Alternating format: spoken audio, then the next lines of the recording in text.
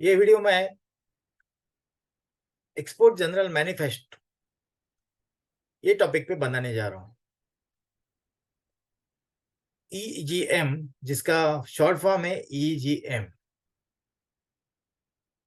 Customs act 1962 के अंदर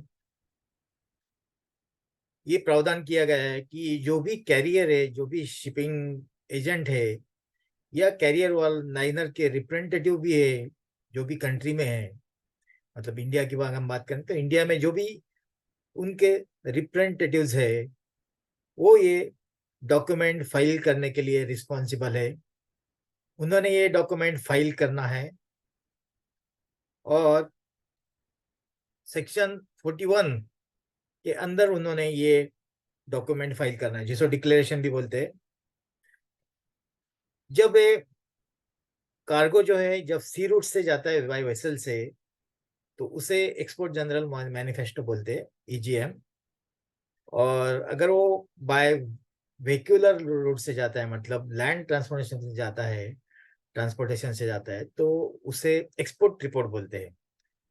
तो दोनों भी रिस्पॉन्सिबिलिटी जो है, जो जिस तरह से भी लेके जाएंगे, रिस्पॉन्सिबिलिटी जो है कि कैरियर जो है उसके लाइनर एजेंट की आएगी या फिर उसके रिप्रेजेंटेटिव की आएगी। ये डॉक्यूमेंट स्टैंडर्ड फॉर्मेट है जो कस्टम्स एक्ट के अंडर मेंशन किया गया है, उसके तरह ही इसे फाइल करना पड़ता है। ये बेसिकली डॉक्यूमेंट कस्टम्स का इंपॉर्टेंट डॉक्यूमेंट है जो एक्सपोर्ट वेसल आपकी जो है कि जो एंट्री इनवर्ड दिया जाता है वेसल को,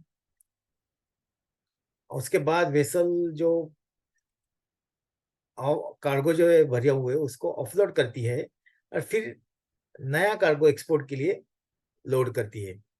तो जब नया कार्गो उसमें लोड करती है, तो before it departs, shipping liner agent को या शिपिंग कंपनी को ये डॉक्यूमेंट फाइल करना पड़ता है। तो इसमें 4 पार्ट होते हैं जो मैं आपको शेयर करूंगा। लेकिन उसके पहले मैं ये बताना चाहूंगा कि ये एक कस्टम्स का इम्पोर्टेंट एस्पेक्ट है कि ये डॉक्यूमेंट जो है सेक्शन 41 और सेक्शन 42 के अंडर ये मास्टर स्टीमर एजेंट और वेसल के ओनर लाइनर्स, इनको दिया गया है ताकि ये उसका फुलफिलमेंट करे। और जो भी अगर शॉर्ट शिपमेंट होता है तो सेक्शन 156 के अंडर कैरियर और स्टीमर को इसके लिए रिस्पॉन्सिबल माना जाएगा और they have to bear the what are the consequences of the short shipment. तो बेसिकली ये इस तरह का डॉक्यूमेंट है जो वेसल आने के पहले, अगर आपके पास पूरे डिटेल्स अवेलेबल है और शिपिंग बिल्स अवेलेबल है, प्रायर शिपिंग बिल्स या बाकी डिटेल्स अवेलेबल है, तो आप वेसल्स आने के पहले भी आप मैनुअल बेसिस पे आईजीएम फाइल कर सकते हैं। There are two ways of to file earlier there were two ways to file this one. एक आपको डिजिटली भी करना पड़ता था और एक मैनुअल भी आपको ईजीएम फाइल करना पड़ता था। Now the process has become online, and जैसे कि सारे आइस गेट पोर्टल और सिंगल विंडो जो सिस्टम है डिपार्टमेंट ऑफ कस्टम्स की, तो इसके अंदर जो है कि सभी पार्टिसिपेंट जो एजेंसीज है उनको यूजर आईडी पासवर्ड दिया गया है, एक्सेस दिया गया है, ताकि वो अपने डॉक्यूमेंट्स कस्टम रिलेटेड जो है कि खुद फाइल कर सके। और उनके खुद मतलब उनके जो एम्प्लॉई है, जो भी उनके बिहाफ पे काम कर रहे हैं, जिनको ऑथराइजेशन है, वो फाइल कर सके।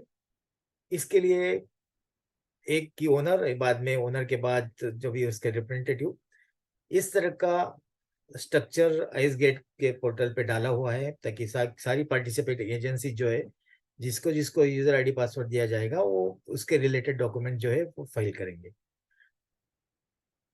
अभी हम आपको ये बताएंगे कि जब भी कोई वेसल इंडिया में या कौन से भी कंट्री में जाती है, तो रजिस्ट्रेशन उसका उस कंट्री का रहता है जहाँ से वो ओरिजिनेट होती है। मतलब जहाँ का फ्लैग है, जहाँ की वो ओरिजिन है, जहाँ पे वो वहाँ पे ओनर्स है, जहाँ की वेसल है, जहाँ वहीं पे उसको रजिस्ट्रेशन करना पड़ता है। और इंडिया में भी डायरेक्टर जनरल ऑफ शिपिंग का रजिस्ट्रेशन करना पड़ता है। लेकिन जब ये वेसल्स इंडिया में कॉल देती है, पोर्ट कॉल देती है, तो उनको ऑन कंटिन्यूस बेसिस के लिए, जब वो एक वेसल लेके जाएगी, दूसरी आएगी, तीसरी दूसरी लेके जाएगी, फिर तीसरे बार आएगी, रोटेशन, जितने भी रोटेशंस होंगे, तो उसके लिए उनको कस्टम में बॉन्ड देना पड़ता है। नहीं तो यहाँ से फिर अगर कस्टम्स के एक्ट के अंदर एक प्राविधान नहीं होता, तो फिर कार्गो लेके जाएंगे वहाँ, किसको भी बेच सकते हो। क्योंकि जब कार्गो लेके जाएंगे तो उनको बॉन्ड देना पड़ेगा उतना अमाउंट का, उनको सिक्योरिटी देनी पड़ेगी, और फिर देन वो इस तरह का ऑपरेशंस करा सकते हैं पूरे साल भर। तो साल भर का कंटिन्यूस उनका जैसे प्रूफ ऑफ एक्सपोर्ट की जो सिस्टम रहती है, वैसे इनके लिए भी रहती है। क्योंकि जब ये पूरा कार्गो लेके जाएंगे, उसके बाद जब सेकंड ट्रिप को आएंगे, तो इनको पहले वाला का उसको जो है कि प्रूफ ऑफ एक्सपोर्ट जो डिलीवरी का इनको देना पड़ता है। तभी वो बॉन्ड जो है कि रिप्लेनिश होता है पहले का, जो पहले डेबिट डालेंगे फिर वो रिप्लेनिश होगा। सॉरी। तो इस तरह से इनका भी सिस्टम चलता है, उनको भी रिस्पॉन्सिबल किया जाता है under the customs act, bond और बीजी लेके, ताकि रनिंग बॉन्ड उनका जो है कि वो पूरा साल का रहे, उसके बाद फिर वो रिन्यू करना पड़ता है। तो ये बेसिक इंफॉर्मेशन ये बहुत सारे लोगों को पता नहीं होती, इसलिए हमने ये कि वेसल्स की रिस्पॉन्सिबिलिटी क्या है अगर जो लेके जाती है और हमारा सामान जो है वो डिलीवर नहीं करती है, तो वेसल्स की रिस्पॉन्सिबिलिटी ये है कि उन्होंने इंडिया के कस्टम्स में बॉन्ड दिया रहता है। अगर वो उतना अमाउंट का कार्गो अगर नहीं ये करती, तो उतना अमाउंट का उसको जो वैल्यू है उसके लिए वो रिस्पॉन्सिबल हो जाती है देने के लिए। तो ये सारी बातें जो है कि रिलेटेड टू कि बहुत डेप्थ में बात है ये, कि कोई इसका आपको बताएगा नहीं। तो आई इसमें चार तरह के फॉर्म्स होते हैं। तो पहला फॉर्म जो रहेगा, ये जनरल डिक्लेरेशन रहेगा। सेकंड फॉर्म जो है इसमें आता है, तो it contains the details of the passenger manifest. तो थर्ड जो है कि पैसेंजर मतलब क्रू वगैरह के जो भी है। थर्ड मतलब in case of this vessels, तो इसमें सारी जो वेसल्स की प्रॉपर्टी जो है, जो भी फ्यूल है, कंज्यूमेबल्स है, स्टोर्स है की लिस्ट जो है, ये इस पार्ट थर्ड में रहेगी। और पार्ट फोर्थ में जो भी प्राइवेट प्रॉपर्टी है of the captain and crew, ये फोर्थ में रहेगी। और उसके अलावा एक और डिक्लेरेशन देना पड़ता है उनको, जिसमें ये सारी कार्गो की जो लिस्ट है ये रहेगी। वो that becomes a part of this form third. तो जहाँ पे भी जितने भी लोगों के कार्गो जो भी लेके जा रहे हैं, उसकी लिस्ट थर्ड इसमें रहेगी। तो इस तरह क्या क्या इंफॉर्मेशन ये सभी पार्ट्स इंक्लूड करते हैं, स्पेसिफिकली इंपॉर्टेंट इंफॉर्मेशन, ये मैं आपको बताना होगा कि उसमें कार्गो मैनिफेस्टो में जो है कि उसमें क्या क्या रहता है कि एक port of destination, vessel name, captain's name, description of goods, बाद में number and rotation of the vessel, then vessels का नाम और rotation, voyage number, similarly consignor and consignee details, description of cargo का जो है कि कार्गो के कितने पैकेजेस, कितने नंबर्स, और उसका bill bill of lading number, shipping bill number, invoice number, ये सारे डिटेल्स रहते हैं। बाद में लाइट हाउस सर्टिफिकेट जो है कि light house certificate and port dues, no dues certificate, ये भी उनको अटैच करना पड़ता है, उसका नंबर भी देना पड़ता है। तो उसके अलावा वेसल्स जो की अराइवल और डिपार्चर के डिटेल्स देने पड़ते हैं। और कार्गो के जो है कि डेसिग्नेशन जो है ये सभी देने पड़ते हैं। कार्गो का जो है उनका जो डिसइंफेक्शन जो प्रोसेस है, नॉर्मली सभी इसको करते हैं, वैसे उनका भी कुछ हुआ है क्या, वैक्सीनेशन हुआ है क्या, ये सब का डिटेल्स भी देना पड़ता है। उनके पास कितनी करेंसीज है, ट्रैवलर चेक्स कितने हैं, ये डिटेल्स देना पड़ता है। और बट उसके बाद पैसेंजर्स मैनिफेस्टो में भी ये सारी डिटेल्स आएगी कि क्या वेसल्स का करेंसी जो है, और कितना बोर्ड पे वो लेके आ रहे हैं in the custody of the liners account. उसके अलावा कुछ अगर कार्गो, डेंजरस कार्गो या कुछ भी एक्सप्लोजिव कुछ लेके आ रहे तो, या वायरलेस apparatus लेके आ रहे तो उसके भी डिक्लेरेशन देनी पड़ती है। तो इस तरह का सारी डिटेल जो है कि एक इसमें आपको ये मैनिफेस्टो में देनी पड़ती है। और जब एप्लीकेशन आप करेंगे, इसका सबमिट करेंगे, उसके बाद प्रॉपर ऑफिसर जो है कस्टम्स का, तो कस्टम्स का प्रॉपर ऑफिसर ये पूरा एग्जामिन करेगा, वेरिफिकेशन करेगा, उसके बाद असेसमेंट करेगा और फिर इसको वो अप्रूवल देगा। अगर उसमें कुछ भी उसको लगता है कि ये सही नहीं है तो वो आपको अमेंड करने को बोलेगा कि ये जो भी चीज़ है, या फिर डिनाई करेगा कुछ भी चीज़ जो है।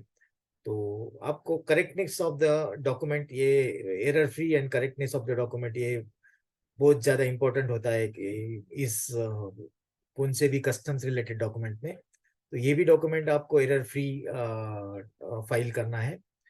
इसमें मॉडिफिकेशन का भी आपको चांस रहता है कि लेकिन उसके लिए आपको डेप्यूटी कमिश्नर जो है वो अथॉरिटी को कांटेक्ट करना पड़ता है। Then he appoints again the proper officer and he approves that amendments on behalf of that deputy commissioner.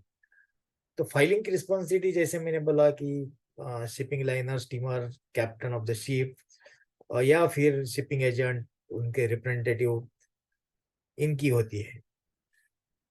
तो ये डॉक्यूमेंट जो है ये बिफोर द वेसल जो है कि वो पोर्ट से, लोरिनन पोर्ट से निकले, मतलब उसको आउट आउटर क्लियरेंस मिले और उसको गो अहेड का अगर सिग्नल मिलता है कस्टम से, उसके पहले ये ईजीएम फाइल होना चाहिए। तो शिपिंग लाइन की रिस्पॉन्सिबिलिटी है कि ईजीएम जो है कि फाइल करे, ताकि, और ये वो भी एरर फ्री फाइल करे, ताकि सारे जो जितने भी वेसल में कंटेनर लेके जा रहे हैं, उसके शिपिंग बिल, उसके कमर्स इनवॉइस, पैकिंग लिस्ट और उसके बिल ऑफ lading, ये सारी चीजें जो है ये एक्चुअली अपलोड करने पड़ती है। अपलोड के बाद फिर वो डॉक्यूमेंट्स अपने अपने पोर्टल से उनको यूज अपलोड करनी पड़ती है, एंड देन उसके स्क्रूटिनी होता है। तो इतनी आपको जितनी लगती है उतनी इजी प्रोसेस नहीं रहती है। It is also a dedicated, tedious and difficult process. तो इस तरह से जो है कि उनको, शिपिंग लाइन को भी, उनके एजेंट्स को भी इस तरह से काम करना पड़ता है। तो जैसा कि हमने बताया कि अलग अलग सेक्शंस जो है कस्टम्स के, ये इन्वोक होते हैं अगर इसमें कुछ भी गलतियां हो जाती है जो शिपिंग लाइन से या वेसल ओनर से, तो फिर उनको वो गलतियां जो है एक्चुअली उसका पेनल्टीज वगैरह भी कस्टम्स में भुगतना पड़ता है। तो कौन से ऐसे डॉक्यूमेंट्स है कि जो मेजरली आपको इसको कस्टम्स को देने पड़ते हैं? तो इसमें कि proof of export, shipping bills, bill of lading, mate's receipt, ये सारे डॉक्यूमेंट जो है आपको इसको लगाने पड़ते हैं। इसके अलावा आपका पहला जो है कि जितने भी कार्गो आपने पहले डिलीवर किए, प्रीवियस रोटेशन में डिलीवर किए, प्रीवियस वॉयज में डिलीवर किए, उसका भी प्रूफ आपको देना पड़ता है। और पोर्ट का नो ड्यूज सर्टिफिकेट देना पड़ता है। जिस पोर्ट पे आपने लगाया है, जेएनपीटी पे लगाया है, तो उसका नो ड्यूज सर्टिफिकेट भी आपको लगाना पड़ता है। इनकम टैक्स के आपको सर्टिफिकेट्स भी देने पड़ते हैं कि इनकम टैक्स का जो असेसमेंट ऑर्डर्स जो भी है वो देना पड़ता है। बाद में डेक कार्गो डिक्लेरेशन करके एक आता है, वो का डिक्लेरेशन भी आपको अटैच करना पड़ता है। इसके बाद आपको अगर अमेंडमेंट किया तो उसकी कॉपी भी लगानी पड़ेगी। और आपको नो डिमांड सर्टिफिकेट भी है पोर्ट ट्रस्ट के अथॉरिटी से, वो भी लेना पड़ेगा कि पोर्ट ट्रस्टी से आपको कुछ भी डिमांड नहीं है अभी। मतलब एक हो गया नो ड्यूज सर्टिफिकेट, एक हो गया कि अभी कुछ डिमांड नहीं है आपकी उनकी। क्रू बैगेज जो है वो भी आपको डिक्लेरेशन देना पड़ता है। और इंपोर्ट कार्गो जो है कि आपको नील इंपोर्ट कार्गो जो है आपके डेक पे या आपके वेसल पे, इसका भी डिक्लेरेशन आपको देना पड़ता है। क्योंकि आप जब आते हो, मतलब वेसल जब आती है तो इंपोर्टेड कार्गो लेके आती है, तो इंपोर्टेड कार्गो 100% ये ऑफलोड होना चाहिए इंडिया के रिलेटेड। तो इंडिया के रिलेटेड जो है कार्गो ऑफलोड होना चाहिए, और फिर दूसरा कार्गो जो है उसमें ऑन बोर्ड होना चाहिए। तो ये अगर ऑफलोड इंडिया रिलेटेड कार्गो जो है, जो भी उसने, उसको भी हम इंपोर्ट जनरल मैनिफेस्ट बोलते हैं। तो इंपोर्ट जनरल मैनिफेस्टो के मुताबिक अगर कार्गो खाली नहीं हुआ है तो उस तो भी प्रॉब्लम है, इसलिए नो इंपोर्ट कार्गो सर्टिफिकेट वो मांगते हैं। तो इस तरह की एप्लीकेशन को भी उनको साइन ऑफ और स्टैम्प स्टील लगाना पड़ता है। इसेंशियल डिक्लेरेशंस जो भी है, इसके अलावा और कुछ देने पड़ते हैं। और no export cargo balance for of last voyage, ये जैसे मैंने बताया कि इसका प्रूफ दे देना पड़ता है, डिक्लेरेशन भी देना पड़ता है, प्रूफ देना पड़ता है बेसिकली। और रनिंग बॉन्ड का उनका स्टेटमेंट जो है उनको दिखाना पड़ता है कि कितना बैलेंस है कितना नहीं है। और बीजी का भी स्टेटस बताना पड़ता है कि बीजी अभी एग्जिस्टेंस में है या फिर टर्मिनेट हो गई। तो ये सारी बातें जो है कि ये इम्पोर्टेंट बातें हैं। अगर आप ईजीएम का अगर ये देखेंगे कि ईजीएम का सिग्निफिकेंस देखेंगे और उसका इम्पोर्टेंस देखेंगे, तो ये सारी बातें इंपॉर्टेंट है। जैसे कि मैंने बताया कि इसमें cargo vessel manifesto, cargo manifesto और पैसेंजर मैनिफेस्टो और क्रू मैनिफेस्टो, ऐसे अलग अलग के पार्ट्स रहते हैं जिसमें आपको ये सब डिक्लेरेशन, जो वेसल ओनर इसको डिक्लेरेशन सबमिट करनी पड़ती है कस्टम्स के अंडर। तो ये इम्पोर्टेंट है जो बातें मैंने की, वो मुझे लगता है कि बहुत सारी इम्पोर्टेंट बातें मैंने शेयर की। ईजीएम है बेसिकली एक्सपोर्ट के लिए यूज होने वाला, जो वेसल्स ओनर जो यूज होने वाला डॉक्यूमेंट है। वैसा ही कस्टम्स के एक और डॉक्यूमेंट है शिपिंग बिल, जो जो ओनर्स है कार्गो के, मतलब जो शिपर है, एक्सपोर्टर है, सीएचए जो है, ये फाइल करता है डॉक्यूमेंट। तो बेसिकली एक जो डॉक्यूमेंट ईजीएम ये फाइल करता है वेसल ओनर, और शिपिंग बिल फाइल करता है या इधर सीएचए या फिर शिपर या एक्सपोर्टर। तो ये थोड़ी कंपैरेटिव इंफॉर्मेशन मैं आपको बताना चाहता था, क्योंकि शिपिंग शिपिंग बिल रिलेट करता है इंडिविजुअल कैपेसिटी जो है कार्गो की, एक्सपोर्टर की, एक शिपर की और एक एक्सपोर्टर की, उसकी रिलेटेड डॉक्यूमेंट है वो।